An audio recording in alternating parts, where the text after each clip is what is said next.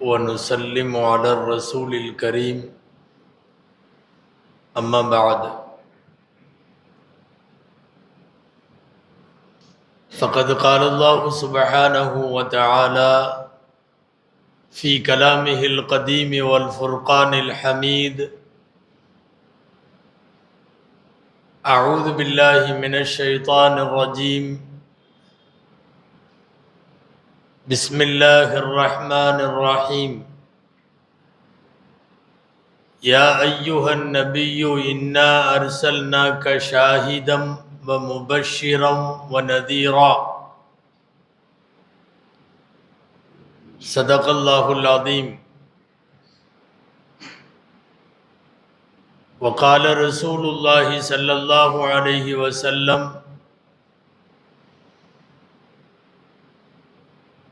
ثلاث من وجد بهن حلاوة الإيمان منها أن يكون الله ورسوله أحب إليه مما سواهما صدق رسول الله صلى الله عليه وسلم. அளவற்ற அருளாளனும் நிகரற்ற அன்புடையோனுமாகிய எல்லாம் வல்ல அல்லாஹுவின் பெயரால் துவங்குகிறேன். அருமை நாயகம் முஹம்மதுர் ரசூலுல்லாஹ் ஸல்லல்லாஹு அலைஹி வஸல்லம் அவர்களின் மீதும் நற்பாக்கியங்கள் நிறைந்த அவர்களுடைய உம்மத்தின் மீதும் குறிப்பாக இந்த மஜ்லிஸிலே வீற்றிருக்கிற நம் அனைவர் மீதும் எல்லாம் வல்ல அல்லாஹுவின் நல்லருள் என்றென்றும் நிறைவாக உண்டாவதாக. ஆமீன்.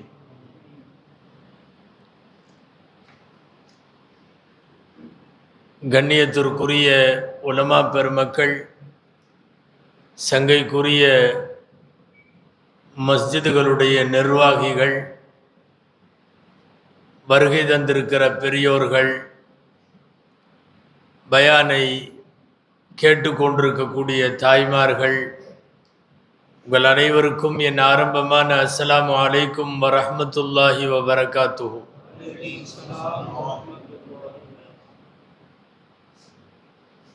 அல்லாஹுவினுடைய பெரும் கிருபையால் நபிகள் நாயகம் ஸல்லல்லாஹு அலைஹி வஸல்லம் அவர்கள் பிறந்த இந்த மாதத்தை ஒட்டி பரவலாக எல்லா பள்ளிவாசல்களிலும் பல்வேறு தலைப்புகளில் நபிகள் நாயகம் ஸல்லல்லாஹு அலைஹி வஸல்லத்தினுடைய வாழ்க்கையை, அவர்கள் நமக்கு சொன்னவைகளை, செய்தவைகளை, அவர்கள் விட்டு சென்றவைகளை, இவைகளையெல்லாம் நினைவு கூறுவதற்கு இந்த மஜ்லிஸுகள் பயன்படுகிறது. அன்பிற்குரியவர்களே, நாயகம் ரசூலுல்லாஹ் ஸல்லல்லாஹு அலைஹி வஸல்லம் நமக்கு மத்தியில் ஒரு திருக்குர்ஆனுக்கு விளக்க உரையாக அவர்கள் வாழ்ந்து காட்டினார்கள். திருக்குர்ஆனிலே இருக்கிற 6000 சில்லறை வசனங்களை, அதையெல்லாம் ஒரு மனிதர் வாழ்ந்து காட்டினால் எப்படி இருக்குமோ அப்படி இருந்தது ரசூலுல்லாஹ் ஸல்லல்லாஹு அலைஹி வஸல்லம் உடைய வாழ்வு. சஹாபாக்கள் எல்லாம் ஆயிஷா ரதியல்லாஹு அன்ஹாவிடத்தில் கேட்பார்கள், ரசூலுல்லாஹ்வுடைய வாழ்க்கை, அவர்களின் குணம், அவர்களின் நடைமுறை எப்படி இருந்தது? ஆயிஷா ரதியல்லாஹு அன்ஹா பதில் சொல்லுவார்கள், கான குலுகுஹு அல் குர்ஆன். நபி ஸல்லல்லாஹு அலைஹி வஸல்லம் அவர்களுடைய குணம் குர்ஆனாக இருந்தது. காலஞ்சென்ற எங்களுடைய உஸ்தாத், இந்த ஊர் ஆரணியினுடைய எல்லா பள்ளிவாசல்களிலும் நெருங்கிய தொடர்புடைய உஸ்தாத் பிஎஸ்பி ஹஜரத் அவர்கள் நிறைய முறை இந்த பள்ளிக்கும் வந்திருக்கிறார்கள், மற்ற பள்ளிகளுக்கும் வந்திருக்கிறார்கள். ஹஜரத் அவர்கள் அடிக்கடி சொல்வார்கள், அல்லாஹ் இந்த உலகத்திற்கு 2 குர்ஆன் கொடுத்திருக்கிறான். ஒரு குர்ஆன் தான் நாம் பார்த்து ஓதுகிற குர்ஆன், இன்னொரு குர்ஆன் பார்த்து வாழுவதற்கான குர்ஆன். அந்த குர்ஆனுக்கு முஹம்மது ரசூலுல்லான்னு பேர். 2 குர்ஆன் தந்திருக்கிறான். ஒன்று சொல் ரீதியானது, இன்னொரு குர்ஆன் செயல் ரீதியானது. ஒரு குர்ஆன் முழுக்க வாக்காக இருக்கும், இன்னொரு குர்ஆன் வாழ்க்கையாக இருக்கும். இந்த குர்ஆனை தினந்தோறும் படிக்க வேண்டும், இந்த குர்ஆனை பார்த்து தினந்தோறும் வாழ வேண்டும். இது ஒன்றும் மிக இல்லை. நாயகம் ஸல்லல்லாஹு அலைஹி வஸல்லம் ஒரு குர்ஆன். அல்லாஹ்வுக்கு தெரியும், வெறும் குர்ஆனை கொடுத்தால் இவர்களால் வாழ முடியாது. குர்ஆனை மாத்திரம் கொடுத்து நபிகள் வராமல், ஸல்லல்லாஹு அலைஹி வஸல்லம் வராமல், அல்லது நபிமார்கள் வராமல் குர்ஆனை மாத்திரம் கொடுத்து நீங்கள் வாழுங்கள் என்று சொன்னால் நம்மாலே வாழ முடியாது. குர்ஆன் நமக்கு புரிகிற விதத்தில் அவ்வளவு விரிவாக இல்லை, அது சுருக்கமாக இருக்கும். அந்த சுருக்கத்திற்கு விரிவான ஒரு விளக்கம் தேவை என்றால் அது ரசூலுல்லாஹி ஸல்லல்லாஹு அலைஹி வஸல்லம் பார்க்க வேண்டும். வெறுமனே புத்தகம் படித்து பார்த்து விட்டு நாம் வாழ முடியாது. அல்லாஹ் நினைச்சிருந்தா குர்ஆனுடைய 30 ஜுஸு ஒரு பைண்டடான குர்ஆன் ஒன்று நேராக கொண்டு வந்து காபா மேலே வச்சுட்டு நீங்கள்லாம் அதை எடுத்து ஃபாலோ பண்ணி வாழுங்க, ரசூலுல்லாவே இல்லாமல் குர்ஆனை எடுத்து வாழுங்கன்னு அல்லாஹ்வுக்கு சொல்ல தெரியாதா? அல்லாஹ்வுக்கு தெரியும். வெறுமனே புத்தகத்தை எடுத்து படித்தாங்கன்னு வைங்களேன், அதை மாத்திரம் படித்து விட்டு இவர்கள் வாழ்ந்தால் வழி தவறி போக வாய்ப்புண்டு. அங்கே அடிக்கடி சொல்லுவது உண்டு, கார் ஓட்டுவது எப்படின்னு புஸ்தகம் எழுதியிருப்பான். புத்தகத்தை வாங்கி படிச்சுட்டு கார் ஓட்ட முடியுமா? ஒரு 80 பக்கத்தில் புக் இருக்கு, கார் ஓட்டுவது எப்படி. அதில் ஃபஸ்ட்டு பக்கத்துலேருந்து லாஸ்ட் பக்கம் வரையும் இருக்கு. அது இது என்ஜினு, கீரு, கிளச்சு, ஸ்டேரிங்கு, பேக்கு, ஃப்ரண்ட்டு, என்னென்னமோ இருக்கும். எல்லாமே படித்து முடிச்சுட்டு வண்டி ஓட்ட முடியுமா? முடியாது. பின்ன என்ன வேணும்? ஒரு டிரைவிங் கைடு வேண்டும். அந்த கைடு பக்கத்தில் உட்காரணும், அவரு தான் சொல்லி தரணும். நீ இப்படி புடி, இங்கே அழுத்தணும், இங்கே இது பண்ணணும், இங்கே கீர் போடணும், இங்கே கிளச்சு போடணும், இப்படி அமுத்தணும், முன்னாடி பாரு பின்னாடி பாரு. அவர் சொல்ல சொல்ல சொல்ல சொல்ல வண்டி ஓட்டிடலாம். சில நேரம் புக்கே படிக்காட்டியும் கூட பக்கத்தில் ஒரு சரியான கைடு உட்காந்து டிரைவிங் சொல்லி தந்தாருன்னா படிச்சிடலாம். அப்போ சாதாரணமான ரோட்ல பாதையில் ஓட்டக்கூடிய வண்டிக்கே வெறும் புக்கு பத்தாது, கைடு வேணும்னா ஒரு வாழ்க்கை பயணத்தை ஓட்டுவதற்கு கண்டிப்பா புத்தகங்கள் மாத்திரம் பத்தாது, வேதங்கள் மாத்திரம் பத்தாது, ஒரு கைடு வேண்டும். கைடே இல்லைன்னு ஒரு கற்பனையில் வச்சுக்கோமே, யாருமே இல்லை. இவர் பாட்டில் வண்டி எடுத்தார், 80 பக்கம் புஸ்தகம் படித்து முடிச்சிட்டார் வண்டி ஓட்டுறதை பற்றி. நேராக வண்டி எடுத்தார். என்ன நடக்கும்? அடுத்த 5 நிமிஷத்துக்குள்ளேயே எல்லாம் முடிஞ்சிடும். பேப்பரில் போடுவான், அப்பளம் போல் நொறுங்கிய காட்சி அப்படின்னு போடுவான். வண்டி ஏதாவது பெரிய ஒரு ஒர்க் ஷாப்பில் நிற்கும், இவர் ஏதாவது ஒரு பெரிய ஜிஹெச்சில் அட்மிட் ஆகி வவ்வால் மாதிரி படுத்திருப்பார், கைகாலெல்லாம் பேண்டேஜோடு படுத்திருப்பார். என்ன கோளாறு தெரியுமா? நான் புஸ்தகம் படிச்சுட்டேன், நான் அமல் செய்ய போகிறேன், நான் புத்தகம் என்கிட்ட இருக்கு, நான் படித்து முடிச்சிருக்கேன். படித்த ஏட்டு சுரக்கா கறிக்கு உதவாதுன்னு தமிழில் சொல்லுவாங்க. ஏட்டு சுரக்கா உதவாதுன்னு. பிராக்டிக்கலாக ஒருவர் இருந்து சொல்லித்தர வேண்டும். எம்பெருமானார் முஹம்மது ரசூலுல்லாஹ் ஸல்லல்லாஹு அலைஹி வஸல்லம் தான் குர்ஆனுடைய வார்த்தைக்கு விளக்கமாக வாழ்ந்து சொல்லி தந்தார்கள். ஏன் குர்ஆன் தானே, அரபி தானே, அரபி தெரிஞ்சு. சஹாபாக்கள் எல்லோருக்கும் அரபி தெரியும், அவங்க தாய்மொழியே அரபி தான். ஆனாலும் குர்ஆனை அவர்களால் புரிய முடியல. ஒருத்தருக்கு தாய்மொழி அரபியா இருக்கிறதுனால குர்ஆனை புரிஞ்சிட முடியுமா? நம்மள நிறைய பேர் தமிழ் எல்லாத்துக்கும் படிக்க தெரியும், தமிழ் படிப்போம். திருக்குறளுக்கு விளக்கம் சொல்லுவீங்களா? முடியாது. ஏங்க தமிழ் தானே, உங்க தாய்மொழி தமிழ் தானே, நீங்கள் தான் தமிழ் நல்லா பேசுகிறீங்களே, திருக்குறளுக்கு விளக்கம் சொல்லுங்கன்னா ஒன்றும் சொல்ல முடியாது. அவர் பாட்டில் திருக்குறளில் என்னென்னமோ எழுதி வச்சிருப்பார். துப்பாருக்கு துப்பாய துப்பாக்கி, துப்பாருக்கு துப்பாய தூவும் மழை அப்படின்னு ஒரு குறள் இருக்கு. எது? மழையை பற்றி. நம்ம துப்பு துப்பு துப்புன்ட்டே உட்காந்துருக்க வேண்டியதுதான். ஒரு துப்பும் கிடைக்காது, எதுவும் விளங்கவும் செய்யாது. தமிழ் மொழி தெரிஞ்சிருப்பது வேறு, திருக்குறளுக்கெல்லாம் அர்த்தம் சொல்றது வேறு, முடியாது. அதுபோலத்தான் அரபி தெரிந்திருந்தாலும் அரபி தெரிந்ததை வைத்துக் கொண்டு வாழ முடியாது. நபிகள் நாயகம் ஸல்லல்லாஹு அலைஹி வஸல்லம் என்கிற ஒரு மனித குலத்திற்கான வழிகாட்டி வேண்டும்.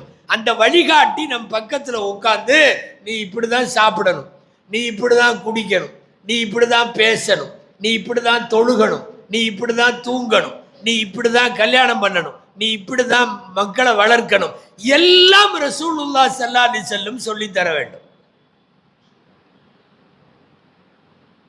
குர்ஆன்ல நோன்பு வைக்கிறத பற்றி வசனம் வந்துச்சு. திருக்குர்ஆன்ல இருக்கு, சூரத்துல் பக்ராவில் 2வது ஜுஸ்ல இருக்கு.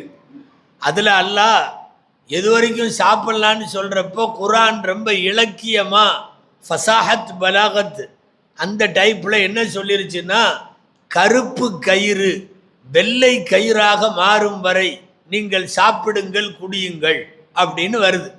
குர்ஆன்ல வாசகமே அப்படிதான் இருக்கு. எத்தபையன லக்குமுல் கைத்துல் அபியது மினல் கைத்தில் அஸ்வதி மினல் ஃபஜ்ர்.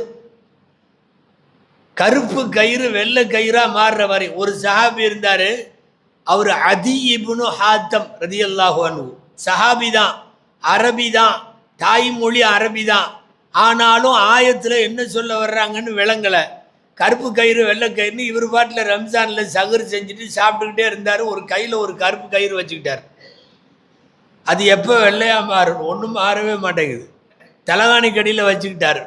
இடையில எடுத்து பார்த்துக்கிறாரு, கருப்பு தானவா? ஆமாம் கருப்பு தான், அப்போ சாப்பிட்லாம். கருப்பு தானவா? அப்போ சாப்பிட்லாம். சாப்பிட்டே இருந்தார். அது காத்தால 10 மணி வரையும் என்ன ஆகாது? கருப்பு கயிறில் வெள்ளை கயிறு ஆகாது. ரசூலுல்லாஹ்ட்ட வந்தார். நேற்று குர்ஆனில் வசனம் இறங்குச்சல்ல, ஆமாம், கருப்பு கயிறு வெள்ளை கயிறாக மாறுற வரையும் சாப்பிட்லான்னு வந்துச்சல்ல, ஆமாம், நானும் இந்த கயிறை வச்சுக்கிட்டு சாப்பிட்டே தான் இருக்கேன். நபிசல்லா சொன்னாங்க, அது கயிறும் இல்லை, வெள்ளையும் இல்லை, கருப்பும் இல்லை, இரவின் இருட்டு வெளிச்சமாகும் வரை சாப்பிடுங்கள்னு அர்த்தம். கருப்பு கயிறுன்னு சொன்னது நைட்டோட இருட்டு, வெள்ளை கயிறுன்னு சொன்னது பகலோட வெளிச்சம். அதுக்கு அர்த்தம் என்னன்னா, இரவு முடிந்து விட்டால், பகல் துவங்கி விட்டால், நீ உண்றது குடிக்கிறது சாப்பிட்றது எல்லாத்தையும் நிறுத்திக்கணும்னு அர்த்தம்னு சொல்லி கொடுத்தாங்க. அதுக்கப்புறம் அவர் போய் சரியா செஞ்சார். இப்போ இது யாரு? ஏதோ பாமரரெல்லாம் இல்லை, கிராமவாசி கூட இல்லை, அன்படெல்லாம் இல்லை, நல்லா தெரிஞ்சவர், அரபி மொழி தெரிஞ்சவர். குர்ஆனை விளங்குவதற்கு வெறும் வார்த்தைகளை வைத்து கொண்டிருந்தால் போதாது. ரசூலுல்லாஹ் ஸல்லல்லாஹு அலைஹி வஸல்லம் வேண்டும். இந்த தமிழில் ரொம்ப ஃபேமஸாக ஒரு கதை சொல்லுவாங்க தெரியுமா? எவனோ பாயாசம் காய்ச்சறதுக்குன்னு புக்கு வாங்கி படித்தானா, பாயாசம் காய்ச்சுவது எப்படின்னு. அவன் அதில் சொல்கிறபடியே கரெக்டாக பண்ணியிருக்கான். பால் ஊற்றிட்டான், கொஞ்சம் சேமியா, ஜவ்வரிசி, ரவை எல்லாம் கரெக்டாக பண்ணிகிட்டே வந்தானா. அதில் புக்கில் போட்டிருக்கிறபடி கரெக்டாக பண்ணிகிட்டே வர்றான். கடைசியில் பாயசம் முடிஞ்சிருச்சாப்பா? முடிஞ்சிருச்சு, அவ்வளோதான், சாப்பிட போகலாம், இரு கொஞ்சம் ஒரு சின்ன வேலை இருக்குன்னானா. என்னன்னா, சட்டியில் அப்படியே பாயாசத்தை அடுப்பில் வச்சுட்டு சொன்னானா, பாயாசம் 1 தரம், பாயாசம் 2 தரம், பாயாசம் 3 தரம் அப்படின்னானா. என்னடா பாயாசத்தை இப்படி பண்ணிட்டு இருக்கிற 1 தரம் 2 தரம்னு அவன் சொன்னானா. இல்லை, இந்த புக்கில் போட்டிருக்குது, கடைசியில் ஏலம் போட்டு இறக்கவும். ஏலம் போட்டு, ஏலக்காய் இருக்குல்ல, ஏலக்காய் போட்டு வாசத்துக்காக பாயாசத்துக்கு ஏலக்காய் போட்டு இறக்க சொல்லியிருக்கு. தமிழில் ஏலக்காய்க்கு ஏலம்னு அர்த்தம். ஏலம் போட்டு இறக்கவும்னா இவன் அங்கே நின்று 1 தரம் 2 தரம்ட்டு இருக்கான். பிரச்சனை எதனால தெரியுமா? பாயாசம் காய்ச்ச தெரிஞ்ச ஒருத்தர் பக்கத்தில் நின்று சொல்லி கொடுக்கல, இவன் புக்கை பார்த்து பாயாசம் காய்ச்சனான். ஏடா கூடமா இப்படி அமைவது உண்டு. நபிகள் நாயகம் ஸல்லல்லாஹு அலைஹி வஸல்லம் அவர்களை குர்ஆனின் படி அவர்களாக வாழ முடியாது. எனவே ஸல்லல்லாஹு அலைஹி வஸல்லமை அனுப்பி வைக்கிறான். நீங்க ரசூலுல்லாஹ்வுடைய ஹதீஸ்ல பார்த்தீங்கன்னா இந்த வாசகம் எல்லாம் இருக்கும். சல்லு கமா ரஅய்துமூனி உஸல்லி, நான் எப்படி தொழுவதை பார்த்தீர்களோ அதுபோல நீங்கள் தொழுகுங்கள். நீங்க குர்ஆனை பார்த்து தொழுவுங்கன்னு ரசூலுல்லாஹ் சொல்லல, சஹீஹுல் புகாரியை பார்த்துக்கோன்னா இல்லை. எப்படி தொழுகணுமா? நான் தொழுவதை பார்த்து நீங்கள் தொழுவுங்கள். ஹுது அன்னி மனாசிகக்கும் லிஅன்னி மக்பூதுன், ஹஜ் கடமைகளை, ஹஜ்ஜின் இபாதத்துகளை என்னிடமிருந்து நீங்கள் படித்துக் கொள்ளுங்கள், ஏனென்றால் எனது உயிரும் கைப்பற்றப்படும் என்று சொன்னார்கள் ஸல்லல்லாஹு அலைஹி வஸல்லம். அப்ப ரசூலை பார்த்து அவர்கள் ஹஜ் செஞ்ச மாதிரி செய்யணும், அவர்கள் தொழுத மாதிரி தொழுகணும். எனவேதான் குர்ஆனை மட்டும் தராமல் குர்ஆனுக்கு ஒரு விளக்க உரையாக நபிகள் நாயகம் ஸல்லல்லாஹு அலைஹி வஸல்லம் அவர்களை தருகிறான். அந்த டிரைவிங் கைடு வெறுமனே கார் டிரைவிங் அல்ல, ஒட்டுமொத்தமாக லைஃப் டிரைவிங் நபிகள் நாயகம் ஸல்லல்லாஹு அலைஹி வஸல்லம் அவர்கள் சொல்லி கொடுத்தார்கள். எதுவும் விட்டு போகல ரசூலுல்லாஹ்வுடைய வாழ்க்கையில்.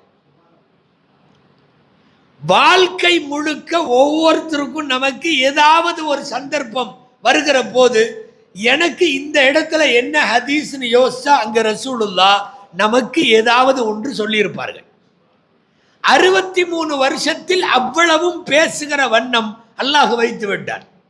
எல்லா தலைப்புகளையும், எல்லா மனிதர்களுக்கும் தேவையான செய்திகளை பேசினார்கள் நாயகம் ஸல்லல்லாஹு அலைஹி வஸல்லம். அந்த ரசூலுல்லாஹ் ஸல்லல்லாஹு அலைஹி வஸல்லம் அவர்களுடைய வரலாற்றை, வாழ்க்கையை, இதையெல்லாம் பேசுகிற மீலாது விழாக்கள். நமக்கு ரசூல் மேல சில கடமைகள் இருக்கு. நாம அதை மாத்திரம் இப்ப சொல்லி முடிச்சிடலாம் இன்ஷா அல்லாஹ் இந்த பயான்ல. முதல் கடமை, பெருமானார் ஸல்லல்லாஹு அலைஹி வஸல்லம் அவர்களை முழுமையாக ஈமான் கொள்ள வேண்டும். இது ஒன்று. ரெண்டாவது, நபி ஸல்லல்லாஹு அலைஹி வஸல்லம் உடைய உத்தரவுகளுக்கு கட்டுப்பட வேண்டும். இதாஅத், நபி ஸல்லல்லாஹு அலைஹி வஸல்லத்தின் உத்தரவுகளுக்கு கட்டுப்பட வேண்டும். மூணாவது, பெருமானார் ஸல்லல்லாஹு அலைஹி வஸல்லம் அவர்களுக்கு கண்ணியம் செய்ய வேண்டும். இது மூணாவது. நாலாவது, பெருமானார் ஸல்லல்லாஹு அலைஹி வஸல்லமின் மீது உலகத்தில் உள்ள எல்லாவற்றையும் விட ரசூலின் மீது நேசிக்க வேண்டும், பாசம், மஹப்பத் வைக்க வேண்டும். ஃபர்ஸ்ட் அல்லாஹ்வுடைய மஹப்பத், ரெண்டாவது ரசூலுடைய மஹப்பத். இதுக்கு அப்புறம் தான் உலகத்தில் இருக்கிற எந்த மஹப்பத்தும். மனைவியோ, மக்களோ, பிள்ளைகளோ, தொழிலோ, வீடோ, வாசலோ, சொத்தோ, சுகமோ எதுவாக இருந்தாலும் அதெல்லாம் அப்புறம். இந்த ரெண்டு மட்டும்தான். ஐயகூன் அல்லாஹு வ ரசூலுஹு அஹப்ப இலைஹி மிம்மா சிவாஹுமா, அல்லாஹ் ரசூலை தவிர உலகத்தில் உள்ள எல்லாவற்றையும் விட அல்லாஹ் ரசூலை நேசிக்க வேண்டும். இது எத்தனாவதுங்க? நாலாவது. அஞ்சாவது, வாழ்க்கையில வாய் பேசுவதற்கு நமக்கு சக்தி இருக்கும் வரை ரசூலுல்லாஹ் ஸல்லல்லாஹு அலைஹி வஸல்லம் மீது ஸலவாத்து சொல்லிக் கொண்டே இருக்க வேண்டும், எப்போவெல்லாம் முடியுமோ அப்போதெல்லாம். இந்த 5 கடமைகள் ரசூலுல்லாஹுவுக்கு நாம் செய்ய வேண்டியவை. இந்த 5 கடமைகளை குறித்தும் கொஞ்சம் விளக்கம் மாத்திரம் நாம் சொல்லி முடிக்கலாம். ஒன்றாவது, முதல் கடமை என்னங்க? சும்மா என் கூடவே இருக்கீங்களான்னு பார்க்கறதுக்காக கேட்குறேன், வேற ஒன்றும் இல்லை. ஏன்னா சில பேர் நம்மளையவே பார்த்துட்டு இருப்பாங்க, நம்ம பயானும் பண்ணிட்டு இருப்போம், அவர் கேட்டுட்டு இருப்பாருன்னு நினைப்போம். அவரு மேராஜில் இருப்பார். சமயங்கள்ல வகுப்பில் பாடம் நடத்துகிறப்ப பார்த்தோம்னா பையன் நம்மளையவே முறைப்பான், பரவாயில்ல நல்லா கவனிக்கிறான்னு நினச்சிட்டு இருப்போம். அவன் எங்கேயோ அவங்க மாமா வீட்டில் இருப்பான். முதல் விஷயம், பெருமானார் ஸல்லல்லாஹு அலைஹி வஸல்லமின் மீது ஈமான் கொள்ளுதல். அதான் நாங்களா ஈமான் கொண்டிருக்கோமே, லா இலாஹ இல்லல்லாஹ் முஹம்மது ரசூலுல்லாஹ் சொல்கிறோம், அஷ்ஹது அல்லா இலாஹ இல்லல்லாஹ் வ அஷ்ஹது அன்ன முஹம்மது ரசூலுல்லாஹ். ரசூலுல்லாஹி ஸல்லல்லாஹு அலைஹி வஸல்லம் அல்லாஹ்வுடைய தூதர் என்று நம்ப வேண்டும். அவர்கள் தான் கடைசி தூதர் என்று நம்ப வேண்டும். கடைசி அவங்க தான். அதுவும் இருக்கு கலிமால. முஹம்மது ரசூலுல்லாஹ்வுக்கு அர்த்தம் முஹம்மது அல்லாஹ்வுடைய ரசூல் அப்படிங்கிறது மட்டுமல்ல, ஸல்லல்லாஹு அலைஹி வஸல்லம் நபி ரசூல் என்றும் நம்ப வேண்டும், ஆகிரி நபி என்றும் நம்ப வேண்டும். கடைசி அவங்க தான், அதுக்கப்புறம் வேற இல்லை. ஏன்னா அங்கங்க சில பேர்லாம் கிளம்பிட்டான். நானும் நபி நானும் நபின்னு. இது என்னமோ எம்எல்ஏ எம்பி போஸ்ட் மாதிரி நினச்சிக்கிட்டானு போல தெரியுது. நிறைய பேருங்க, ஒருத்தன் பஞ்சாபில் பிஸ்மில்லான்னு தொடங்கினான், நான் நபின்னா. அப்புறம் ஒருத்தன் அங்கே பாகிஸ்தானில் தொடங்கினான், அப்புறம் வெளிநாடுகள் எல்லாம் தொடங்கினான். சமீபத்தில் ஒருத்தன் பல்லாவரத்துலேயே ஆரம்பிச்சிட்டான், என்னன்னா நானும் நபி தான் அப்படின்னு. முஹம்மது ஸல்லல்லாஹு அலைஹி வஸல்லம் கடைசி நபி. அவங்க வந்ததுக்கு பிறகு உலகத்தில் நபி கிடையாது. அவர்களுக்கு கொடுக்கப்பட்ட குர்ஆனுக்கு பின்னால் இந்த உலகத்தில் வேறு வேதம் கிடையாது. இனி வேற ஒரு குர்ஆன், வேற ஒரு தௌரா, இன்ஜீல், ஜபூர் எதுவும் வராது. கடைசி வேதம் குர்ஆன், கடைசி நபி பெருமானார் ஸல்லல்லாஹு அலைஹி வஸல்லம், அவ்வளவுதான். அவன் இதை ஒரு தொழில் மாதிரி நினைச்சிட்டு நல்ல வருமானமும் கிடைக்கும் போல தெரியுது, செல்வாக்கும் கிடைக்கும், பின்னாடியே எப்போ பார்த்தாலும் ஒரு 10,000 பேர் 1,00,000 பேர் வருவாங்க அப்படின்னு சொல்லி அவன் நானும் நபி நானும் நபின்னு அவங்களையெல்லாம் ஸ்பெஷல் ட்ரீட்மெண்ட் பண்ணாங்க. முதல்ல எல்லாம் ஒரு சில பேர் அப்படி கிளம்புனான், கூட்டு போய் ஜெயிலில் வச்சு இஸ்லாமிய நாடுகள்ல எல்லாம் ஸ்பெஷல் ட்ரீட்மெண்ட் எல்லாம் கொடுத்ததுக்கப்புறம் நபி இல்லைன்னு ஓடி போயிட்டான். அப்படி நிறையா பேர். ஹாரூன் ரஷீத் பாதுஷாவுடைய காலத்தில் ஒரு ஆள் நபி நபின்ட்டு அங்கங்கே உட்காந்து பேசிக்கிட்டே இருந்தான். மரத்துக்கடியில் நின்றா ஒரு 1000 பேர், அங்கே போனால் 1000 பேர், இங்கே போனால் 1000 பேர், எல்லாத்துலேயும் பேசிட்டான். அவன் பின்னாடி கொஞ்சம் பேர் போக ஆரம்பிச்சிட்டாங்க. நம்ம கவுமுடைய முசீபத்தை என்ன தெரியுமா, எவன் புதுசாக என்ன ஆரம்பித்தாலும் 10 பேர் பின்னாடி போயிடுவான். அவங்க இப்போ நாளைக்கே ஒரு நாளைக்கு 5 வக்து தொழுகையெல்லாம் இல்லை, இன்ஷா அல்லாஹ் இனிமேல் 3 வக்து தான் சொல்லி ஒருத்தன் கிளம்புறான்னு வைங்களேன், நம்மளுக்கு ஒரு 50 பேர் அதில் மெம்பர் ஆயிடுவான். பரவாயில்ல, பிஸ்மில்லா ஃபஜ்ர் நமாஸ் நஹீ போல்தே ஹை, அச்சா, உடனே சேர்ந்துருவாங்க. 3 வக்து தொழுதா போதும். சிரிப்புக்காக சொல்லலை, கேரளாவில் ஒருத்தன் அப்படி ஆரம்பித்தான். கேரளாவில் சேக்கண்ணான்னு சொல்லி 3 வக்து தான் தொழுக, அவனை கொலை பண்ணிட்டாங்க. கடைசி வரையும் இன்வெஸ்டிகேஷனில் கண்டுபிடிக்க முடியல யாரு கொண்டான்னு, கொலை பண்ணிட்டாங்க. 3 வக்துன்னு எவன் என்ன ஆரம்பிச்சாலும் 10 பேர் போவான் பின்னால. அந்த மாதிரி எல்லாம் போக ஆரம்பிச்சிட்டாங்க. ஒரு ஆள் நபி நபின்ட்டே இருந்தான். மன்னர் ஹாரூன் ரஷீத் பாதுஷா ரொம்ப நேர்மையான அப்பாசிய கலீஃபா. அவங்க ரசூல் ஸல்லல்லாஹு அலைஹி வஸல்லம் குடும்பம், அப்துல் முத்தலிபினுடைய அந்த வம்சம். அவர் சொன்னார், தூக்கிட்டு விடாவனன்ட்டார். ஆளை தூக்குண்டார். தூக்கி கொண்டு வந்து நேராக முன்னாடி நிறுத்திட்டான். அரசர் சிம்மாசனத்தில் உட்காந்துருக்கார். இந்த ஆள் நின்றான். அரசர் கேட்டார், யார் நீ? நபி. நபியா? ஆமா, எனக்கு வஹியெல்லாம் வருது. ஓ, ஜிப்ரீல் வர்றாரோ? ஆமா வர்றார். முடிவு பண்ணிட்டாரு ஹாரூன் ரஷீத் பாதுஷா, இவனை ஏதாவது பண்ணணும். அப்ப சொன்னாரு, எல்லா நபிக்கும் முஅஜிஸா உண்டு இல்லையா? முஅஜிஸா உண்டு. மூசா அலி இஸ்லாமுக்கு கைத்தடி முஅஜிஸா, ஈசா அலி இஸ்லாமுடைய கையே முஅஜிஸா. அவங்க கை வச்சா பிறவி குருடுக்கு பார்வை வந்துடும். அவங்க கை வச்சா குஷ்டரோகமெல்லாம் சரியாயிரும். அவங்க மண்ணில் ஒரு பறவையை பொம்மையாக செஞ்சு அல்லாவுடைய பேரால்னு சொன்னால் பறக்கும். இதெல்லாம் ஈசா அலி இஸ்லாம். ஒவ்வொருத்தருக்கும் ஒவ்வொரு முஅஜிஸா இருந்தது. உனக்கு என்ன முஅஜிஸான்னு கேட்டான். நீ நபிங்கிற முஅஜிஸா சொல்லு. அவன் கொஞ்சம் கூட யோசிக்கல, ரெடியாக தான் வந்திருக்கான் போட்டிருக்கு. அவன் சொன்னான், எனக்கு ஒரு முஅஜிஸா இருக்கு, அல்லாஹ் கொடுத்த முஅஜிஸா. என்ன தெரியுமா?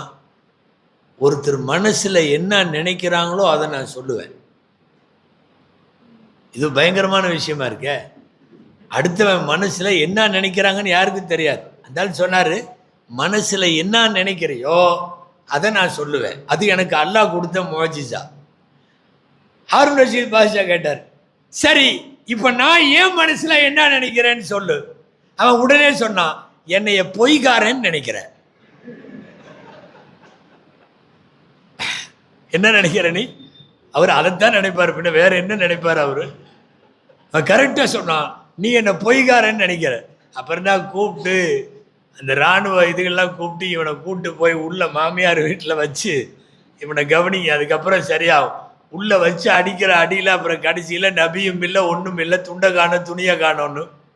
நான் சொல்ல வந்தது, ரசூலுல்லாஹி ஸல்லல்லாஹு அலைஹி வஸல்லத்தை ஈமான் கொள்ளுவது என்பதற்கு 2 அர்த்தம். என்ன அர்த்தம்? ஒன்று, முஹம்மது ஸல்லல்லாஹு அலைஹி வஸல்லம் அல்லாஹ்வுடைய நபி. 2வது என்னன்னா, அவர்கள் தான் கடைசி நபி, அவர்களுக்கு பின்னாலே நபி இல்லை.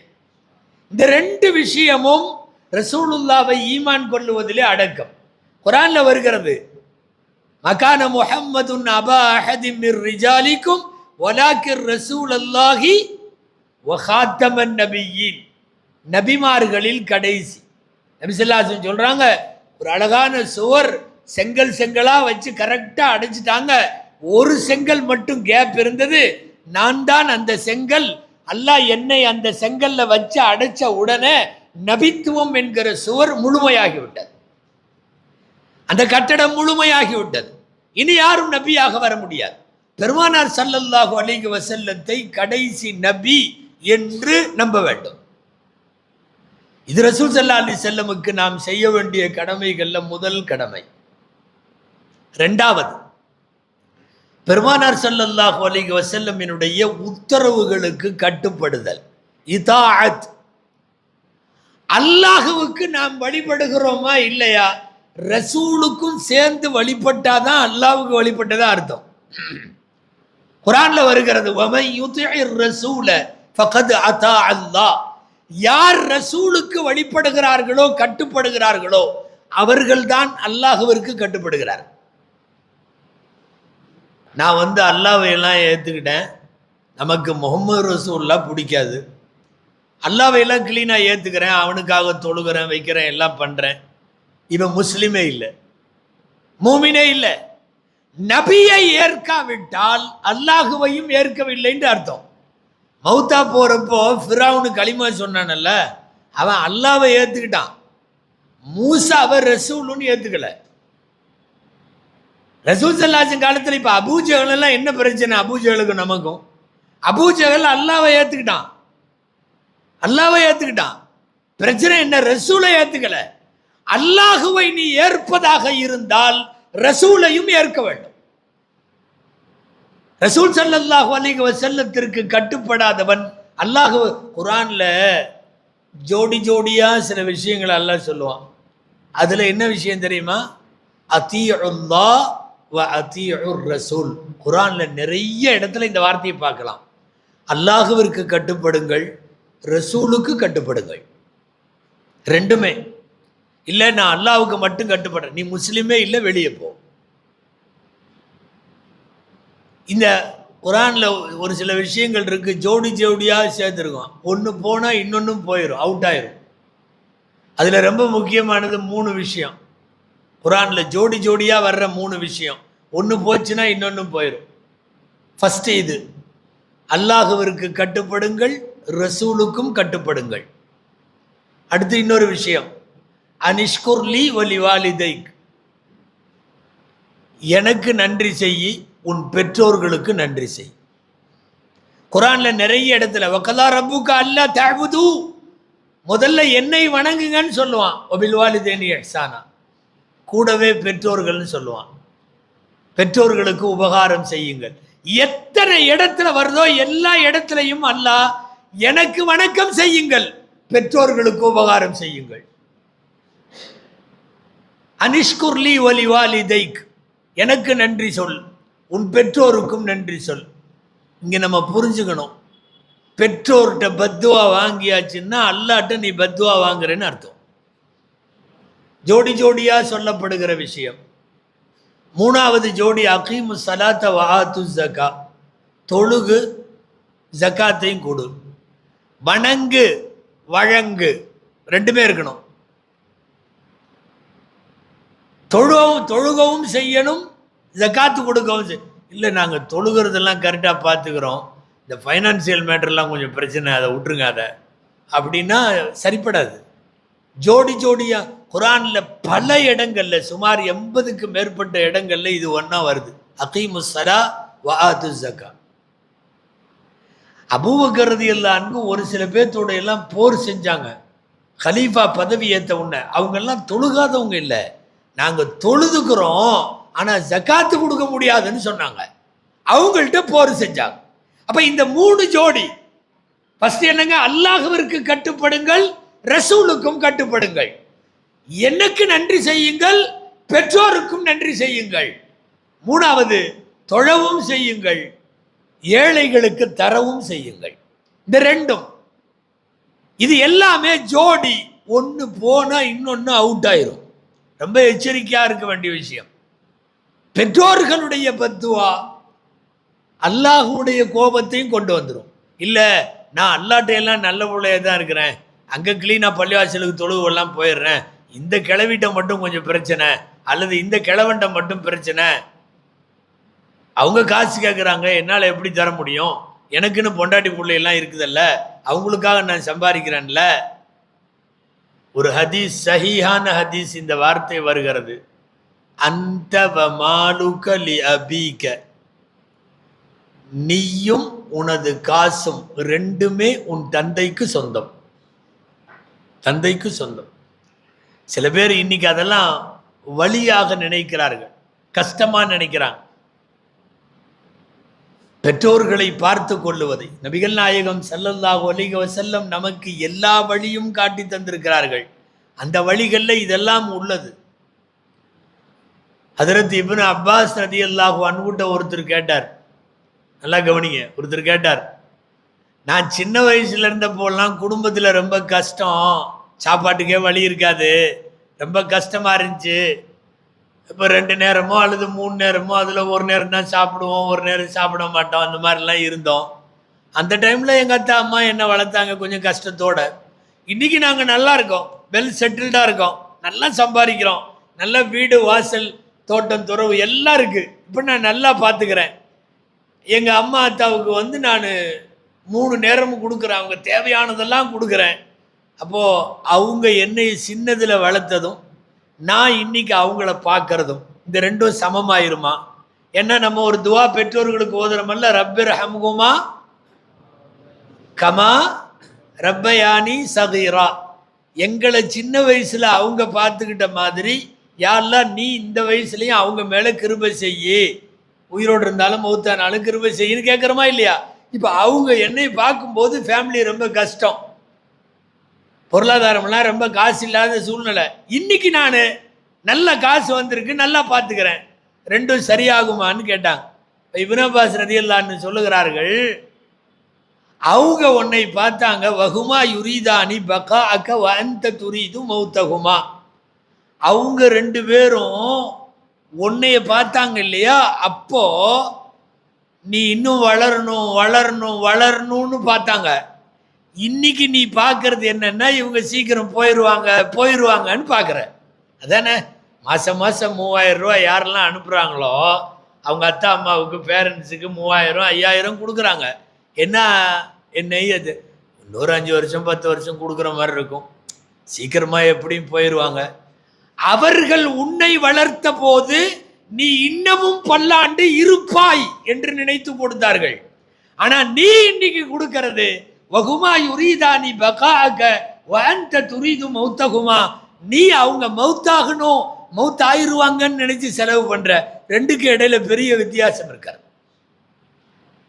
பெற்றோர்களின் பத்துவா என்பதும் அல்லாஹுடைய பத்துவாவும் ரெண்டும் ஒன்று. பெற்றோர்களின் துவாவும் அல்லாஹுவின் துவாவும் ரெண்டும் ஒன்று. இப்ப சொல்ல வந்த விஷயம், நபிகள் நாயகம் ஸல்லல்லாஹு அலைஹி வஸல்லம் அவர்கள் இந்த பாடத்தை எல்லாமே நமக்கு சொல்லி தந்திருக்கிறார். அல்லாஹுவிற்கு கட்டுப்படு, ரசூலுக்கும் கட்டுப்படு.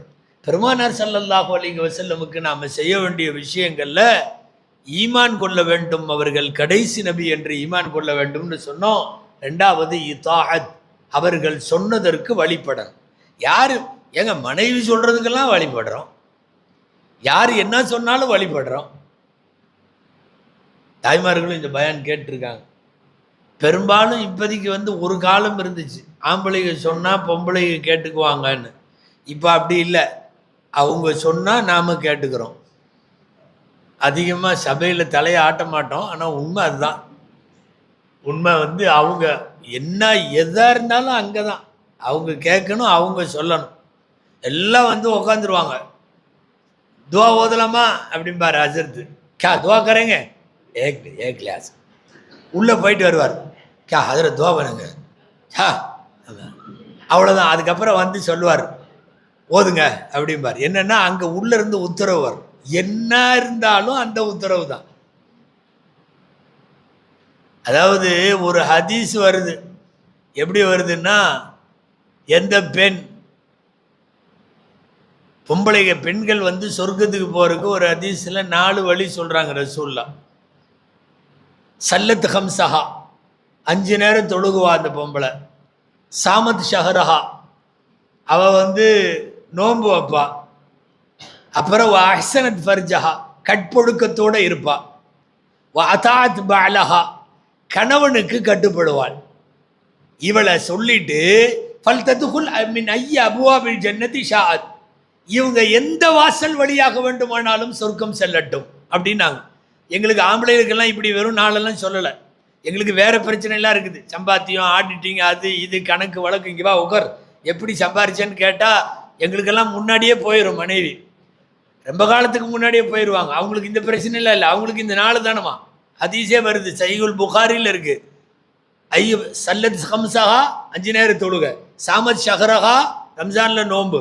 அஹ்சனத் ஃபர்ஜஹா, கட்பொழுக்கம். அதாத் பாலஹா, கணவனுக்கு கட்டுப்படுதல். இந்த 4 மட்டும்தான். இந்த 4 இருந்துச்சுன்னா சுவனத்துல நிறைய வாசல் இருக்கு. மின் ஐய அபுவாபில் ஜன்னதி ஷாஅத், எந்த வாசல் வழியாக வேண்டுமானாலும் அவள் சோனம் நுழையட்டும் அப்படிங்கிறாங்க நபி ஸல்லல்லாஹு அலைஹி வஸல்லம். இந்த 4வது ஒன்று சொன்னோம்ல, என்னங்க, கணவனுக்கு கட்டுப்படுதல். அது யாரோ பயான் பண்றப்ப ஏதோ தப்பா சொல்லிட்டாங்களோ என்னவோ தெரியல. பொம்பளைகளுக்கு எப்படி காதுல விழுந்துருச்சுன்னா, கணவனை கட்டுப்படுத்துதல். கணவனுக்கு கட்டுப்படுதல் தானே சொல்றோமோ. கணவனை கட்டுப்படுத்துதல் அப்படின்னா கையில வச்சுக்கிறதுன்னு அர்த்தம். நான் சொல்றதை மட்டும் செய்ய, நீ எங்க வேலையை. சில பேர்லாம் பள்ளிவாசலுக்கு போறதுக்கே பர்மிஷன் வாங்கிட்டு தான் வர்றாங்க. சும்மா சும்மா பள்ளிவாசலுக்கு போயிட்டு அவரெல்லாம் போகவா செய்யறாரு. சும்மா எப்ப பார்த்தாலும் பள்ளிவாசலுக்கு போற. முழுக்க முழுக்க அவங்களுடைய கட்டுப்பாடு. முதல்ல உலகத்துல கட்டுப்படுறதா இருந்தா அல்லாஹுவுக்கு தான் முதலில், 2வது ரசூல். இதாஅத்துல்லா இதாஅத்துர் ரசூல். நாம எல்லாத்துக்கும் கட்டுப்படுறோம். நான் விளையாட்டுகள்லாம் சொல்லல. நிறைய வீடுகள்லயே என்னன்னா, கல்யாணமா அவங்க டிசைட் பண்றதுதான். ஒரு மவுத்து வீடா, என்ன செய்யணும் என்ன செய்யக்கூடாது அவங்க சொல்ற. இல்ல ஹஸ்ரத் ஐசா போல்தே, அதெல்லாம் அங்க வேலையாகாது. ஹஸ்ரத் சொன்னா சொல்லிட்டே இருக்க வேண்டியதுதான். அவங்க என்ன சொல்றாங்களோ அதுதான் நடக்கும். பேர் வைக்கிறது என்ன பண்றோங்க நீங்க, நம்ம எல்லாத்துட்டையும் 10-15 பேர்லாம் வாங்குவார். நேராக வந்து இங்கே இந்த படி மஸ்ஜிதில், சோட்டி மஸ்ஜிதில், அந்த மஸ்ஜிதில், இந்த மஸ்ஜிதில் எல்லா இமாம்டி போய் பேருன்னு வாங்கி 40 பேர் சேர்ந்துடும். பிறந்திருக்கிறது ஒரு குழந்தை தான். இந்த 40 பேரையும் வச்சு பார்த்துட்டு 40 வைக்காமல் கடைசியில் பொண்டாட்டி என்ன சொல்லுதோ அதை வச்சிருவார். அந்த அம்மா தான் சொல்லும், அதையெல்லாம் தூக்கி அப்படி போடு வச்சுட்டு அது புதுசாக ஏதாவது வாயிலேயே நுழையாத மாதிரி ஒன்று சொல்லும், ஒரு குலக்கட்ட பேர். அந்த பேரை வைப்பாங்க. ஒரு ஆலிம் சார் சொன்னார், போய் உட்காந்துட்டாங்க. அவரை கொண்டு போய் ஒரு வீட்டில் பேர் வைங்க. யாரோ ஒருத்தர் கூப்பிட்டு போய் உட்கார வச்சுட்டு பேர் வைங்க, நல்ல பேராக வைங்க ஹஜ்ரத். அஜர்த்துமார்கள்ட்ட நல்ல பேர் வைக்க சொன்னால் அவங்க என்ன சொல்லுவாங்க? அவங்க பார்த்தாங்க, நபிமார்கள் பேர் வச்சிருவோம். இப்ராஹிம் அலைஹிஸ்ஸலாம் வச்சிடலாம். அவர் சொன்னார், நல்லா இருக்கு, எங்கள் அப்பா பேரும் சேர்த்து வைங்களேன். நான் சரி வச்சிடலாம். உங்கள் அப்பா பேர் என்ன? பாஷாபாயா? சரி ஒன்றும் பிரச்சனை இல்லை, சேர்த்துருவோம். இப்ராஹிம் பாஷா செட் ஆயிடுச்சு. இப்ராஹிம் அஜர்த்தோட முடிவு. அப்புறம் என்னது, அவங்க அத்தா பாஷாபாய் சேர்த்தாச்சு. ரெண்டையும் இப்ராஹிம் பாஷா வச்சிடலாம்னார். உள்ளேருந்து சவுண்டு வருது, ஏன் எங்கள் அத்தா மட்டும் என்ன, உங்கள் அத்தா பேர் மட்டும் வைக்கிற அப்படின்னு. அவங்க அத்தா பேர் என்ன? சரிம்மா, இதெல்லாம் அஜர்த்தோட தலைவலி. அவர் கேட்டார், உங்கள் அத்தா பேர் என்ன? சையது முகமது. சையது முகமதா? சரி, சையது முகமதுல சையதை மட்டும் எடுத்துக்குவோம். சையது இப்ராஹிம் பாஷா செட் ஆயிடுச்சு. இவர் வச்சது இப்ராஹிம், அவங்க தான் பேர் பாஷாபாய். பாஷாபாயிலேருந்து பாஷாவை எடுத்தாச்சு, சையது முகமதுலேருந்து எடுத்தாச்சு, சையது இப்ராஹிம் பாஷா செட் ஆயிடுச்சு, வச்சிடலாம் அப்படின்னு வைக்கிறப்ப தேனை தொட்டு வச்சு அஜர்த்து வச்சார், சையது சுல்தான் இப்ராஹிம் பாஷா. அப்படின்னு வச்சார். இவன் உட்காந்து இருந்தவருக்கு சந்தேகம், சுல்தான் எங்கே வந்து அப்படின்ட்டு. சரி, நிறையா வழிமார்கள்லாம் இருக்காங்கல்ல, ஏர்வாடியில் அடங்கி இருக்கிறவங்க, அவங்க இறைநேசர், அவங்களுக்கு பேர் வந்து சையது சுல்தான் இப்ராஹிம் பாஷான்னு பேர். அதற்கு ஏதோ அதை நினச்சி வச்சிருப்பாராட்டு இருக்குது, ஏதாவது வழிமார்கள் பேர் வைக்கலான்ட்டு. எதுக்கும் சந்தேகம் கேட்டார். ஹஸ்ரத், பாஷா எங்கத்தா பேர், சையது அவங்கத்தா பேர், இப்ராஹிம் நீங்கள் சொன்ன பேர், நீங்கள் இடையில சுல்தான் ஒன்று வச்சிருக்கீங்க. ஹசரத் சொன்னார், அது எங்கத்தா பேர். நீ என்னை கொண்டு வந்து உட்கார வச்சுக்கிட்டு உங்கத்தா பேர் வையுங்கிற, உங்கத்தா பேர் வையுங்கிற, இதை வையுங்கிற, அதை வையுங்கிற. நான் சொல்ல வந்தது, மனைவிமார்கள் என்ன சொல்றாங்களோ அதை அப்படியே செய்யறோம்.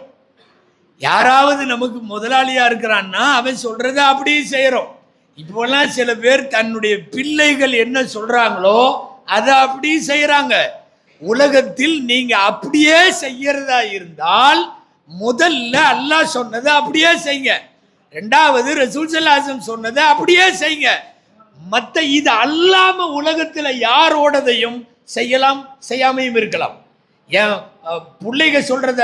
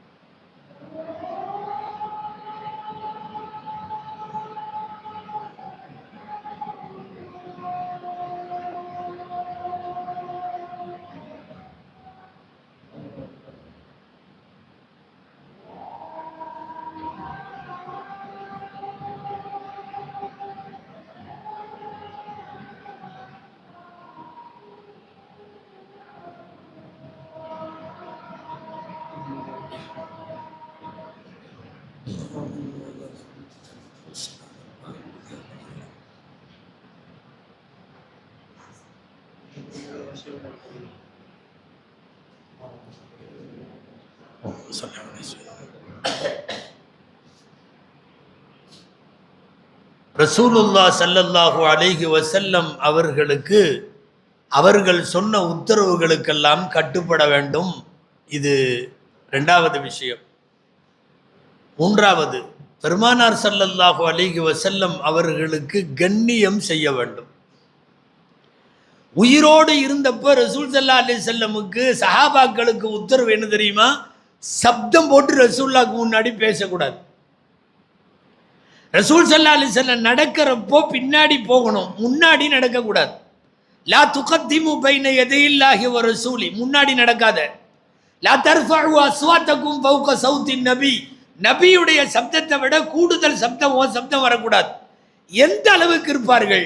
ரசூலுடைய சபையில உட்கார்ந்திருக்கிற சஹாபாக்கள் குறித்து ஹதீசுகள்ல வருது, பறவை தலைமையில உட்கார்ந்திருந்தா அந்த பறவையை பிடிக்கணும்னு நினைக்கிறவன் எப்படி தலையை ஆட்டாம உட்கார்ந்திருப்பான், இப்படின்னா பறந்துரும்.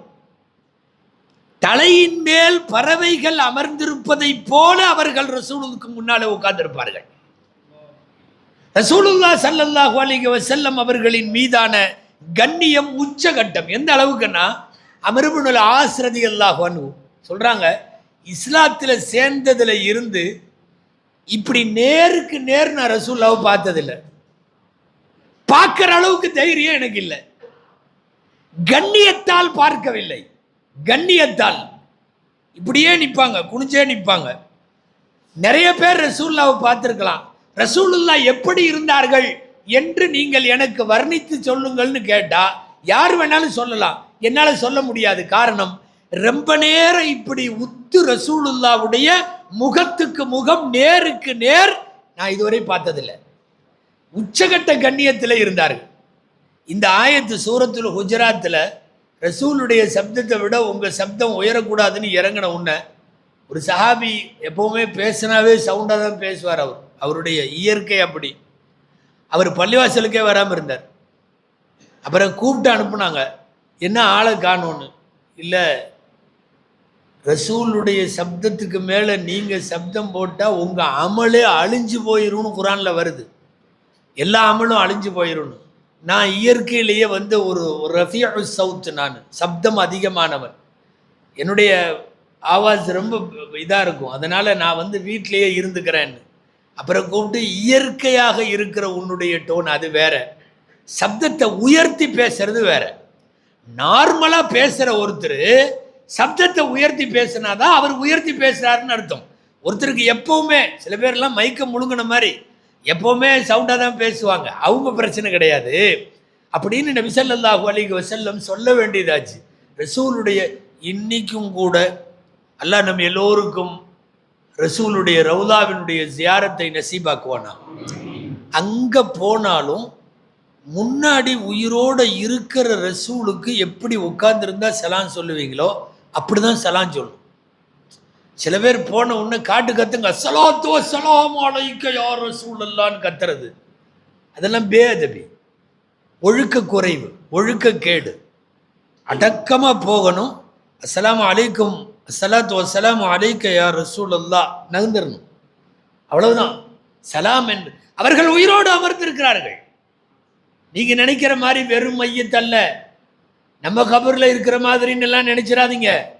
முழுக்க முழுக்க இயக்கத்தோடு இருக்கிற ரசூலுல்லாஹ் கபர்ல. எல்லா ஹதீஸ் நூல்கள்லையும் ஒரு பாடம் இருக்கிறது. என்ன பாடம் தெரியுமா? அல் அம்பியாவு அஹ்யாவுன் ஃபி குபூரிஹிம், நபிமார்கள் கபறுகளில் உயிரோடு தான் இருக்கிறார். அஸ்ஸலாமு அலைக்க அப்படிங்கிறது டைரக்டா முன்னாடி நிற்கிற ஒரு ஆளை பார்த்து உங்கள் மீது அப்படின்னு சொல்லுவோம். மௌத்தா போனவங்களுக்கு உள்ள துவா வேற. மௌத்தா போனவங்களுக்கு கபர்ஸ்தான்ல என்ன எழுதியிருக்குதுங்க துவா? அஸ்ஸலாமு அலைக்கும் யா தார கௌமி முஃமினீன் வ இன்னா இன்ஷா அல்லாஹு பிக்கும் லாயிகூன். அது மௌத்தானவங்களுக்கு உள்ள துவா. அதை ரசூலுடைய கபர்ல சொல்லக்கூடாது. ரசூலுடைய கபர்ல என்ன சொல்லுவோம்? அஸ்ஸலாத்து வஸ்ஸலாமு அலைக்க யா ரசூலல்லாஹ். நேரடியா முன்னாடி நிற்கிற ஆள். நான் இன்னொன்று கேட்குறேன்னு,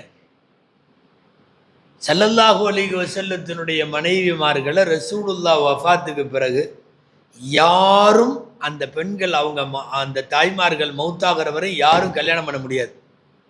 யாரும் கல்யாணம் பண்ணவும் இல்லை, பண்ணவும் முடியாது. ஏன் பண்ண முடியாது தெரியுமா? கணவர் உயிரோடு இருக்கிறப்போ ஒரு மனைவியை இன்னொருத்தர் கல்யாணம் பண்ண முடியுமா? முடியாது. ரசூல் ஸல்லல்லாஹு அலைஹி வஸல்லம் உயிரோடு இருக்கிற போது அவங்க மனைவிமார்கள் திருமணம் செய்ய முடியாது. குர்ஆன்லயே இருக்குது, வலா அன் தன்கிஹு அஸ்வாஜஹு மின் பஅதிஹி அபதா. ரசூலுல்லாஹ்வுடைய மனைவிமார்களை இந்த உம்மத்தில் யாருமே கல்யாணம் பண்ண முடியாது. ஏன் திருமணம் செய்ய முடியாது? கணவர் உயிரோடு இருக்கிறார். நான் சொல்ல வந்தது, பெருமானார் ஸல்லல்லாஹு அலைஹி வஸல்லம் கபரில் ஹய்யுன் ஃபீ கபரி, அவர்கள் உயிரோடு இருக்கிறார். உயிரோடு அமர்ந்திருக்கிறவங்களுக்கு எந்த கண்ணியத்தோட போய் முன்னாடி அஸ்ஸலாமு அலைக்கும்னு எவ்வளவு அதபோட தஅஸீமோட போய் சொல்லிட்டு நகருவோமோ அந்த மாதிரி போகணும். நபிகள் நாயகம் ஸல்லல்லாஹு அலைஹி வஸல்லமுடைய தஅதீமுக்கு அப்பால் ரசூல் ஸல்லல்லாஹு அலைஹி வஸல்லமுடைய மஹப்பத், ரசூலுல்லாஹுவின் மீது மஹப்பத் உலகத்தில் இருக்கிற எல்லாரையும் விட நம்மளால முடிய மாட்டேங்குது. தாயை விட, தந்தையை விட, மனைவியை விட, மக்களை விட ரசூலை நேசிக்கணும், ஆனால் முடியல. தொடர்ந்து ரசூலுல்லாஹி ஸல்லல்லாஹு அலைஹி வஸல்லமுடைய மஹப்பத்தை கேட்டுக்கொண்டே இருக்க வேண்டும். சும்மா வாயில மட்டும் எங்கள் உயிரினும் மேலான முஹம்மது சொன்ன பத்தாது. பெருமானார் ஸல்லல்லாஹு அலைஹி வஸல்லமுடைய மஹப்பத் வேணும். ரசூலுல்லாஹ் ஸல்லல்லாஹு அலைஹி வஸல்லம் அவர்களின் மீது மனிதர்கள் மட்டுமல்ல, மரம், மட்டை, கல்லு, மண்ணு, இலை, தலை எல்லாம் அவர்களை மஹப்பத்து வைத்தது. எல்லாம் மஹப்பத்து வைத்தது. இந்த மெம்பர் படியில் ஒரு கட்டையில் நின்று மெம்பரில் குத்துபா கொடுத்தாங்க. அந்த கட்டையை தூக்கி சஃப்ல வச்சாங்க. அந்த கட்டை அழுதுச்சுன்னு வருது. எல்லா ஹதீஸ் கிதாப்லையும் இருக்கு. நான் கதை சொல்றதா நினைக்க வேண்டாம். 20க்கும் மேற்பட்ட பெரிய பெரிய சஹாபிகள் அதை அறிவிக்கிறாங்க. சப்தம் வந்ததை, குழந்தை அழுவதை போன்று அழுததை ஃபர்ஸ்ட் சஃப்ல மூளையில இறங்கி வந்து வேற புது மெம்பர் படி வச்சுட்டாங்க. அப்போ அதை தூக்கி கீழே போட்டாங்க. ரசூலுல்லாஹ் இறங்கி வந்து அந்த கட்டையை தடவி கொடுத்து அழுகை நின்றது. அந்த கட்டை மஸ்ஜிது நபவியில் இன்னைக்கு வரைக்கும் ஃபர்ஸ்ட் செஃப்ல மூளையில் அது தோண்டப்பட்டு அங்கே அடக்கப்பட்டிருக்கிறது. மனிதர்களை அடக்குவது போல. ஹசன் பஸ்ரி ரஹ்மத்துல்லாஹி அலைஹி இந்த ஹதீஸை எழுதிட்டு கொஞ்சம் பாருங்க, இந்த மரக்கட்டைக்கு கூட ரசூலுல்லாஹ் மேலே இவ்வளவு மஹப்பத் இருக்கு, மனிதர்களே உங்களுக்கு இல்லையா? வஅன்தும் கைஃப அன்தும் தஷ்தாகூன இலா ரசூலில்லாஹ், நீங்க ரசூலுல்லாஹ் மேல உங்களுக்கு ஷவுக்கு வரலையா? ஒரு கட்டை கூட. எல்லாருக்கும் பெருமானார் ஸல்லல்லாஹு அலைஹி வஸல்லம் அவர்களோடு பழகிய குழந்தை முதல் வயதான கிழவி வரை ரசூலுல்லாவிடம் அப்படியே அவர்கள் ஏறத்தாழ அடிமையாகி விடுவார்கள். நிறைய குழந்தைங்க ரசூலுல்லாவுடைய மடிக்கு வந்துட்டா அப்புறம் அவங்க அம்மா வந்து தூக்கினா போகாது. நம்ம குழந்தைங்க சில பேர் பிரியமான இடத்துக்கு போயிட்டா, மாமா வீட்டில் செட் ஆயிடுச்சுன்னு வைங்களேன், சண்டே அன்னைக்கு வா வீட்டுக்கு போகலான்னா வராது, அழுகும்.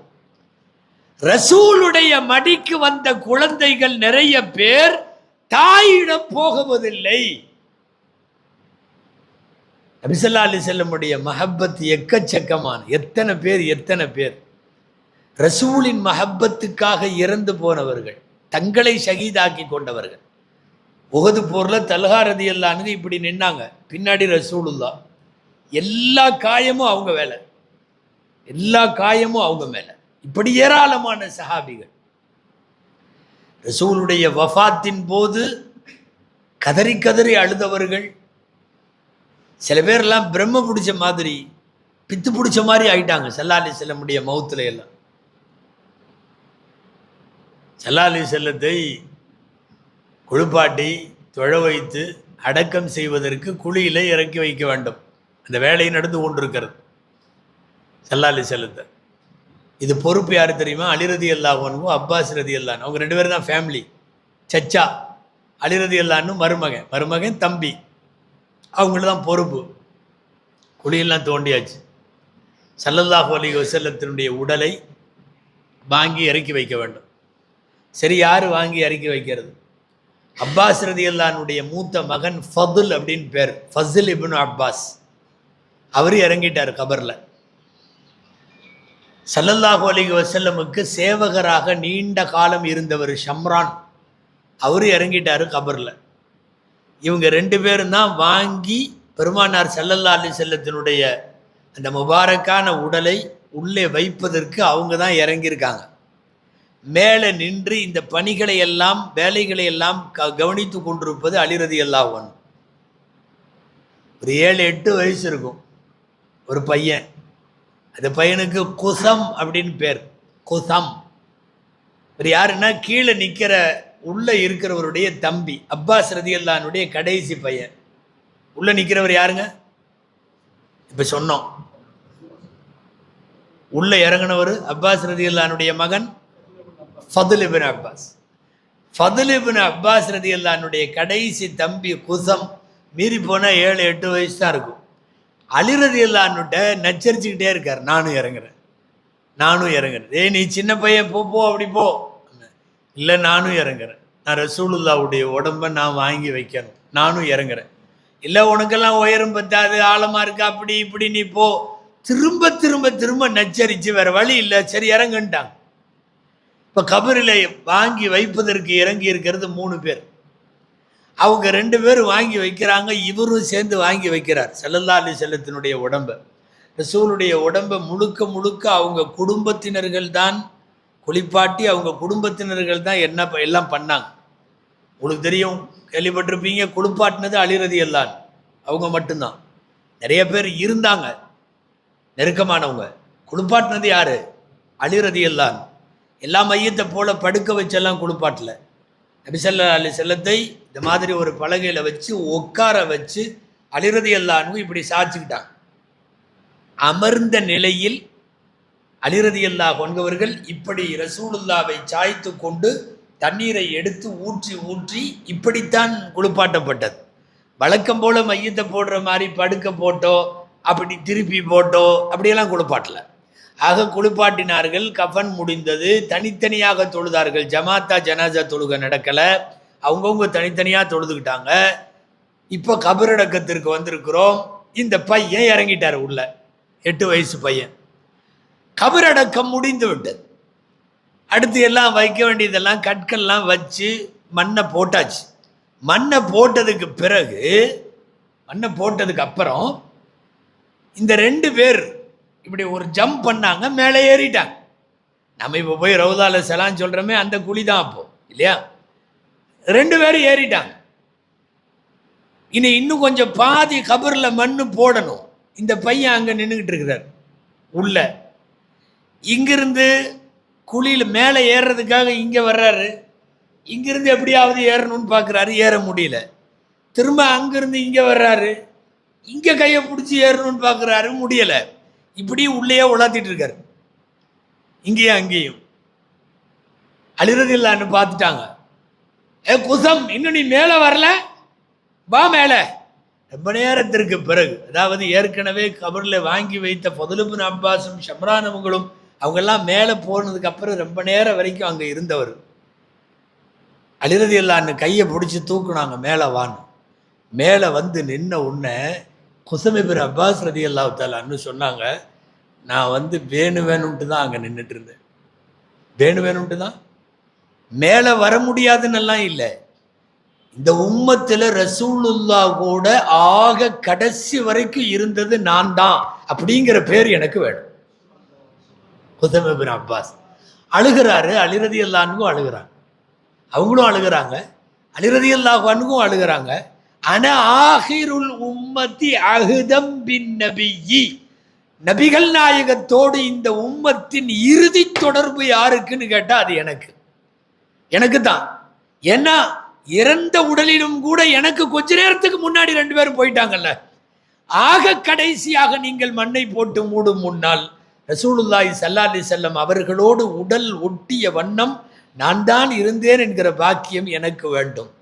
காலமெல்லாம் வஃபாத் ஆகிற வரைக்கும் குசம் இப்னு அப்பாஸ் ரலியல்லாஹு அன்ஹு அதை சொல்லிக்கொண்டே இருந்தார்கள்.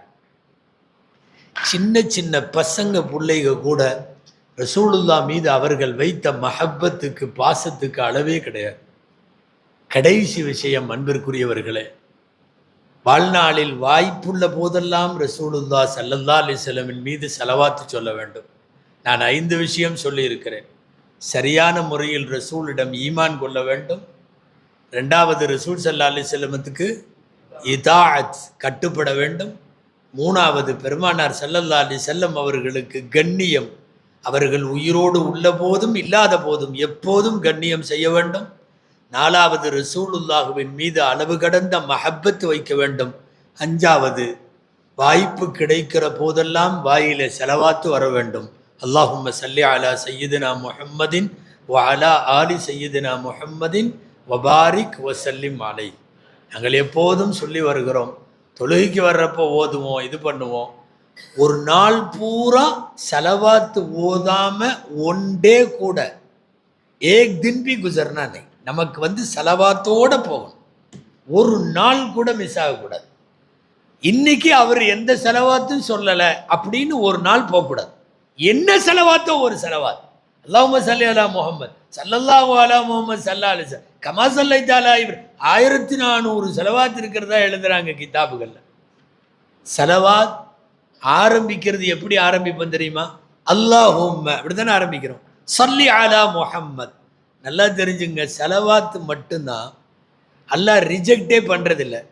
நம்ம ஏதாவது குளறுபடி பண்ணோம்னா தொழுகை ரிஜெக்ட் ஆயிரும், நோன்பு ஏதாவது குளறுபடியில் ரிஜெக்ட் ஆயிரும், ஏத்துக்க மாட்டான். செலவாத்து எந்த மாதிரி இபாதத்துனா திருப்பி ரிஜெக்டே ஆகாத இபாதத்து செலவாத்து மட்டும்தான். இன்னொரு விஷயம் என்ன தெரியுமா? அல்லாஹும்ம அப்படின்னு நாம எப்ப ஆரம்பிச்சாலும் அடுத்து நம்மளுடைய ஏதாவது ஒரு ரெக்வெஸ்ட், ஒரு அப்ளிகேஷன், ஒரு தர்காஸ்த் இல்லையா பின்னாடி இருக்குமில்ல. அல்லாஹும்ம என் வியாபாரத்தில் பறக்கத் செய், அல்லாஹும்ம என் பிள்ளைகளுக்கு நல்ல மாப்பிள்ளை கொடு, அல்லாஹும்ம படிப்புல பறக்க, இதெல்லாம் கேட்குறோமா இல்லையா? ஒவ்வொன்றா உலகத்திலேயே இது ஒன்று மட்டும்தான். அல்லாஹும்ம கூப்பிட்டு ரசூலுல்லா மேல நீ கிருபை செய், ஸல்லி அலா முஹம்மத். கூப்பிடுறோம் அல்லாஹ்வை, அல்லாஹும்மன்னு கூப்பிடுறோம். சரி, இவர் ஏதோ கேட்க போறாரு அப்படின்னு பார்த்தா இவருக்காக கேட்கல. என்ன கேட்கிறாரு? அல்லாஹ் ரசூலுல்லாவுக்கு நீ கிருபை செய். அங்க கிருபை செய்யின்னு கேட்டாவே எக்கச்சக்கமா நம்ம அக்கௌண்ட்ல கிரெடிட் ஆயிரும். இந்த தமிழ்ல பக்கத்து இலைக்கு பாயாசம் ஊத்துறதுன்னு சொல்லுவாங்க தெரியுமா? அவர் சாப்பிட்டு இருப்பார், ஏப்பா சாப்பாடு இங்க இங்க வை இங்க வை அப்படின்னா என்ன தெரியுமா? இங்க வந்தா இங்கேயும் வைப்பான்னு அர்த்தம். கூப்பிடுறதே எதுக்கு தான்? அது தமிழ்ல பக்கத்து இலைக்கு பாயாசம் வாங்க, இவருக்கு பாயாசம் ஊத்தல அப்படிமா, அங்க வந்தா இங்க ஒரு கிளாஸ் கிடைக்கும் அப்படின்னு. இப்போ அல்லாவும் பார்ப்பான்ல, என்ன அல்லாஹும்மன்னு கூப்பிட்டான், கூப்பிட்டுட்டு அவனுக்கு ஒன்றும் கேட்கவே இல்லை. அவன் படிப்பு, அவன் வியாபாரம், அவன் வீடு பறக்கத்து முசீபத்து அவன் தானே கேட்கணும். அவன் ரசூல்லா மேலே செலவா, இவனுக்கும் கொடு. ரசூலை இழுத்து கொண்டு நாம் வந்தால் நமக்கு தேவையானதெல்லாம் தானாக கிடைக்கும். செலவாத்தினால் என்ன கிடைக்கும்?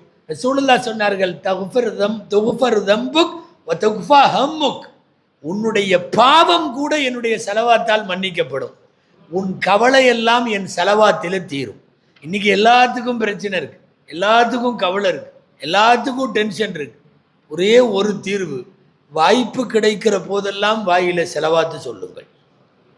ஆக அன்னலாரை மிகச்சரியாக ஈமான் கொள்வோம், கட்டுப்படுவோம், கண்ணியம் செய்வோம், மஹப்பத்து வைப்போம், உயிருள்ள வரைக்கும் ரசூலின் மீது செலவாத்து சொல்லுவோம். அல்லாஹு தஆலா அருமைநாயகம் ஸல்லல்லாஹு அலைஹி வஸல்லம் என்னுடைய எல்லா விதமான கண்ணியங்களையும் அல்லாஹ் நமக்கு தந்து மன்னரையிலும் மறுமையிலும் அன்னலாரினுடைய துஆவுக்கும் ஷஃபாஅத்துக்கும் உரித்தானவர்களாக அல்லாஹ் நம்மை ஆக்கி அருள்வானாக. ஜஸாக்கும் அல்லாஹு கைரல் ஜஸா. வ ஆகிரு தஅவானா அனில் ஹம்துலில்லாஹி ரப்பில் ஆலமீன். அஸ்ஸலாமு அலைக்கும் வரஹ்மத்துல்லாஹி வபரகாத்துஹு.